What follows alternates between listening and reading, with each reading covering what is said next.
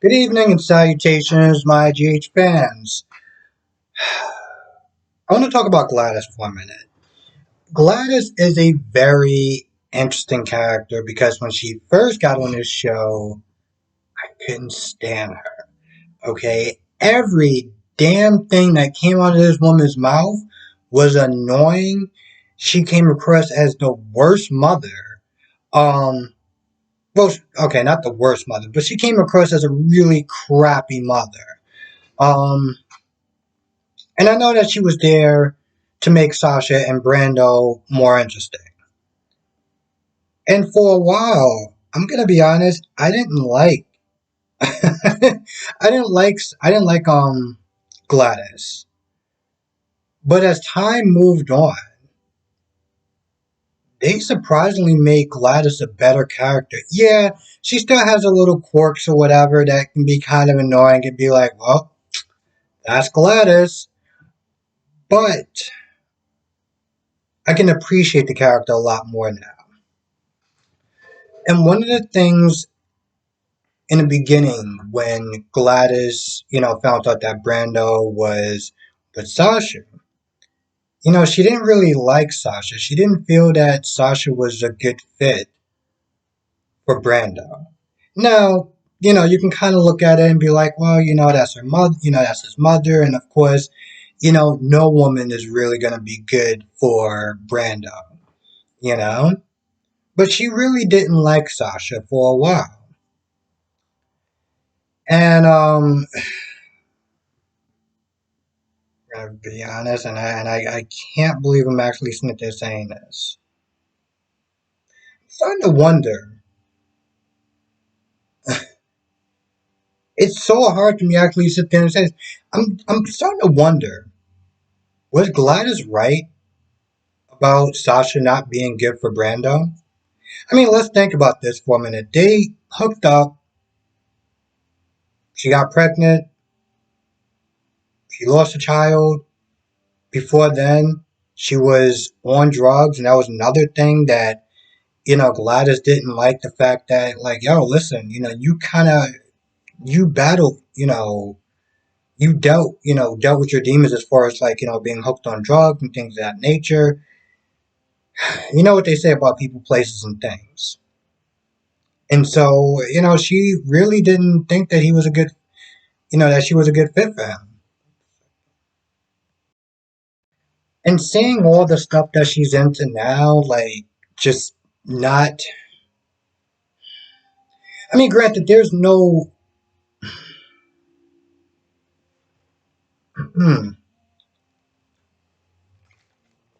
Sasha had to deal with the worst thing that any parent would ever have to deal with. So, there's no there's no one there's no one cure, one fix all, one method, one way, one whatever. But, for a while people were sitting there just looking at Sasha like, yo, you need to kind of slow down, you need to sit there and grieve, you need to process it and things of that nature. And Sasha was just like, she was pretty much just gonna get right back on that damn horse. No therapy, no really talking to anyone, just kind of just going with it. Now she's at a point where, she's struggling. She was taking some stuff, and then she wasn't taking it. Then she hit, you know, um, Harmony. And now she's sitting there looking at the paparazzi like, because, she made a deal with the paparazzi, give back the photos, and, he hooks her up with some stuff. So they're out, they're having dinner or brunch or whatever the hell they do around that time. And, she's barely focusing, and, Gladys like, yo, what do you want to eat? What's going on? And this, that, and the third. And, Sasha's clearly distracted, and, Gladys sees that and sees the paparazzi, brings him in the bathroom, and, you know, they get to talking, they talk about some sort of deal. Now, mind you, the paparazzi thinks that Gladys is in on the deal, since, like, okay, maybe you sent Gladys over here instead of coming over to yourself, whatever, fine.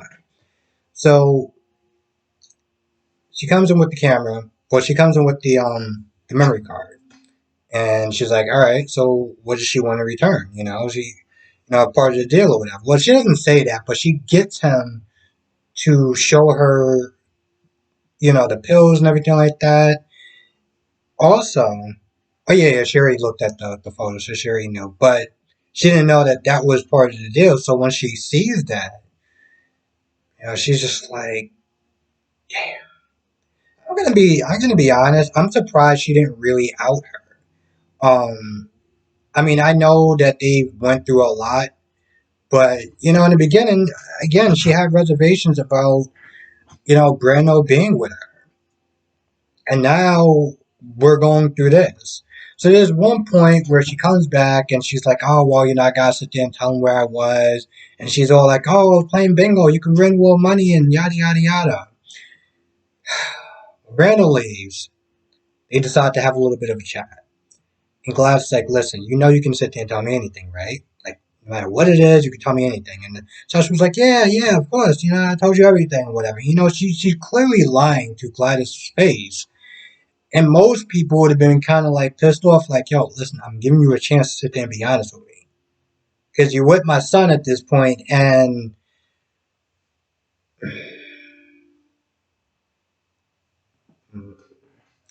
I guess it's one of those things where it's like, and I know it sounds kind of harsh, but she's going through a lot. And, one parent can probably look at this and be like, she doesn't want Sasha to drag Brando down in a sense of, being on substance abuse and things of that nature, seeing how Brando already has a history of that. But of course, she lies, and, at this point, Gladys shows her the pills and everything like that. So now it's like, you got some explaining to do, and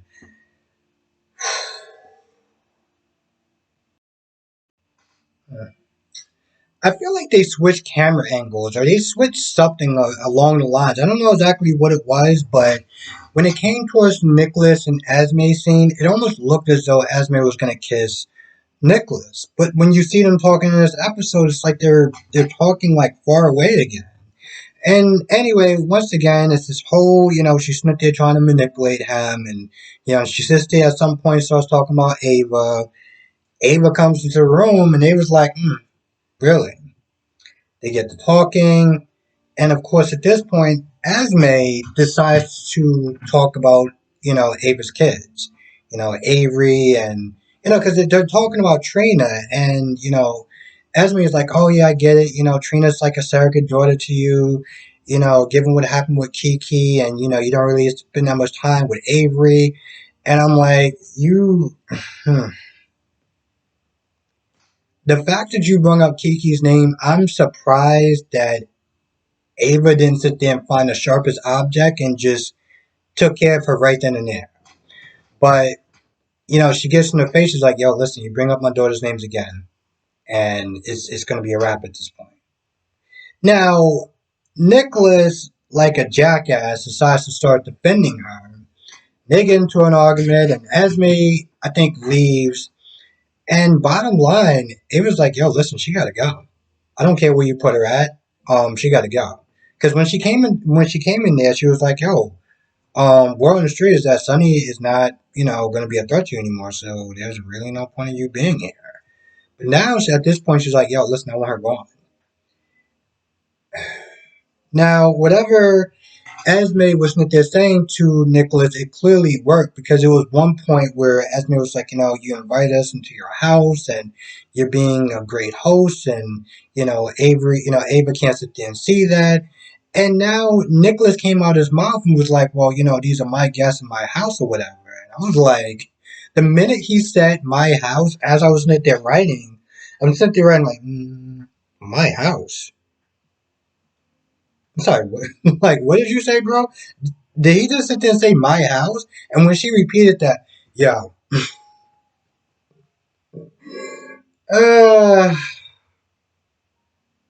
whenever a woman repeats what a man says, it's not good. That means that they done totally messed up, okay?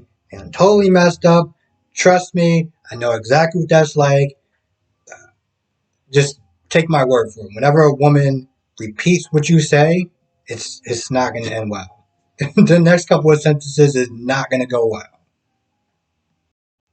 And Nicholas is like, oh well, I'm trying to do everything for everyone. And long story short, Ava leaves, and Ava's like, yo, listen, I don't know how long we're gonna be married for. And Esme packs her bags, and she's all like, "Oh well, I'm gonna leave. I've caused too much trouble for you."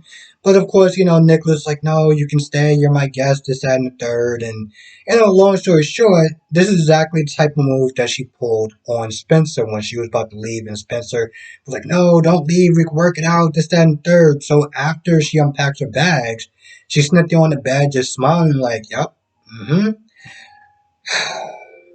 I'm gonna be completely honest. I'm surprised that Ryan isn't more upset with Esme because, initially this was the whole plan. Now her whole, want to get Trina and be with Spencer and this, that, and the third, and all these little games that she's playing. It's like, yo, you messing up Ryan's plan at this point. This was never part of the plan, but this is something that he's gonna have to settle for since she's doing all the legwork. Now Sam comes to Spencer. Sam was not there talking to Carly, and Carly was like, yo, do you have anything on Esme so far? And she was like, it's not really a lot. It's not really enough. I don't really feel like I have enough or whatever. But she's like, I know someone who does know Esme. Comes to talk to Spencer. And at first, Spencer's like, well, there's not really much to tell, this, that, and the third. He's kind of being very cagey. Sam is like, yo, listen, if the truth comes out, you may be implicated in this whole thing. Oh, and by the way, Esme is also suspended from PCU, pending investigation. I'm going to be honest, again, that whole thing is not settling with me. If they find her, like vindicated, then the school can still pretty much kind of kick her out. I'm going to be honest. I would literally sit there and ruin that school. And I would get Diane to sit there and help me just bury that school. Um,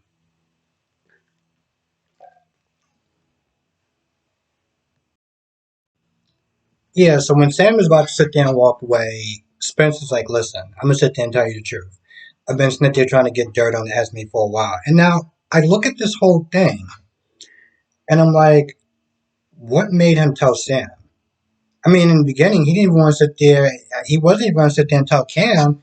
And when Cam was like, listen, both sit there and tell the girls this way they can sit there and help, Spencer said something about too many cooks in the kitchen. Now, while I do agree with that, it just made me wonder what made him want to trust Sam. Anyway, he tells Sam everything that he knows. And at first, Sam was like, listen, you need to stay out of it. She's smart. You want to sit there and watch your back. But, Spencer's like, listen, I'm going to sit there and do what I have to do to, absolve Trina. And, Sam was like, listen, you taking a lot of heat from everyone, from your girlfriend, from your friends, from your family, like everyone. Um, and honestly, to tell you the truth, I'm glad that Sam is involved in this because, to be honest, Spencer's plan was to just sit there and wait and hope that Esme slips up. And when he told Cam, like, yeah, I've been snitching trying to get stuff on her for a while and I don't have anything, I'm like, so your plan is to just hope for the best. Okay, cool. Ava does come back there and Ava tells, now granted, they talked earlier. They didn't really get anywhere. They got into an argument, but Ava came back and Ava was like, listen, I will give you access to your trust fund a week. All you gotta do is move out. That's it. All you gotta do is move out. Now, this does sound promising to Spencer. The question is, would Esme go for it? I think she may will. I think she probably will. And she'll still find a way to break those two up because, to be honest, they're on that verge of breaking up anyway. So, now at some points, Ned does go to talk to Valentine, and Valentine's like, listen, you may want to sit there and team up with me because they may practically be, putting you out the pasture. Now, at first, Ned is like, I'm not going to sit there and side against my family, you know.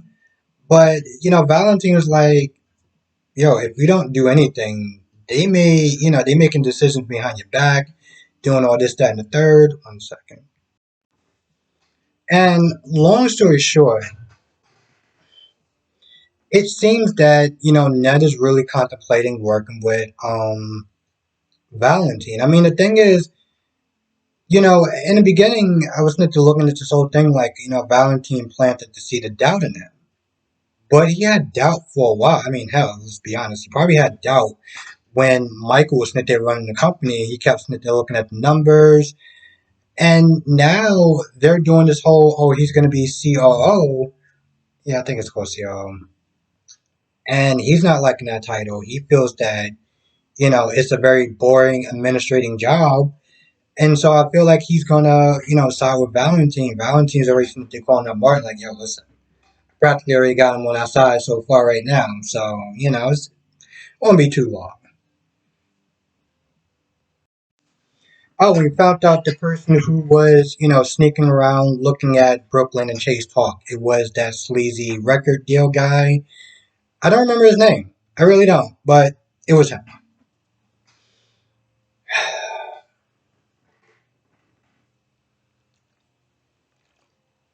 Now I gotta sit there and say, there was some nice scenes between Brooklyn and Chase. When Chase was sitting there singing with Ned and Leo and everything like that. It was a nice scene.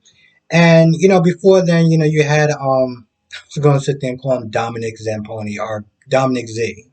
But Dante was sitting there talking to Chase, and Olivia was sitting there talking to Brooklyn about y'all need to sit there and figure this out and just kind of get this out the way because y'all ain't doing nothing but wasting time at this point, and probably are annoying the audience that are sitting there room for those two people. But it seemed like they were going to sit there and have a talk about their feelings, and as they were about to sit there and walk away, that's when that guy, I can't remember his name, was like, "Yo, listen, I gotta sit there and talk to you." I guess Brooklyn is on the verge of trying to, find people to, sing her stuff. So, and of course, there was some scenes with Carly, asking Michael and Drew to invest in their company. I'm gonna be completely honest. I felt like Carly was just not needed in this episode at all. All she did was talk to Sam, talk to them about investing, and of course, Michael was like, "Well, if it was Sonny's blood money, then that'd be one thing, but I'm not gonna have you risk, your money and because Michael was still, declaring war. There's one point where Drew's like, he seemed like he was trying to bring up the idea of, having some sort of peace between those two. But Michael was like, yo, listen, I don't even want to sit there and talk about it. This is a birthday party. I'm having a good time. We ain't doing this. So yeah.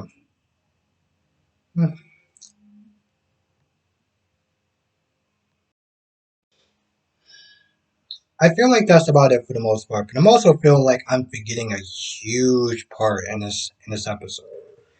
I don't know. I'm not gonna lie. I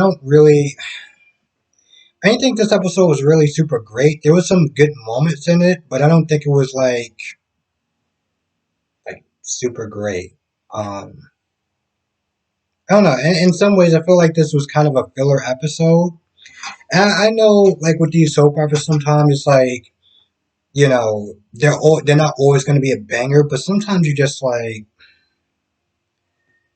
I feel like this episode could have been better than what it was. But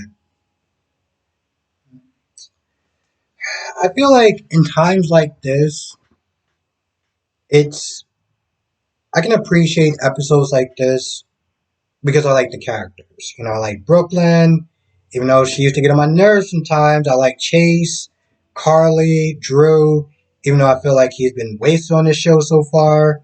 Um, like ever since the whole Jason and Drew thing, ever since the whole Castledon Island or whatever the hell they were, like the whole Peter August thing, I felt like he's just been wasted. Like I like Drew, I like Cameron, but I feel like he's just been wasted. And I feel like this is one of those episodes where like you like the characters, so you enjoy the episode, but at the same time, it wasn't like, man, this episode was really great. Um, So it took me a few minutes. Like, it literally took me 10 minutes because I'm just like, because sometimes I'm just like, how the hell am I going to sit there and talk about a mediocre episode for about 20 minutes? Yeah. Especially like right after I'm going to be sitting there watching Days, and I was like, yo, that episode was just great. Just had to sit there and get through GH. I don't know. I feel like when it comes towards GH and it comes towards Days, there's times where I feel like I can like GH characters a little bit more. But sometimes I feel like the episodes of Days is just a little bit better. You know? Even though I don't like the characters as much as I like GH, just like sometimes they kind of balance each other out. If that makes any sense. Anyway, with that being said, I'm going to go. I want to thank you for watching. Be safe, and I will see you in the next video.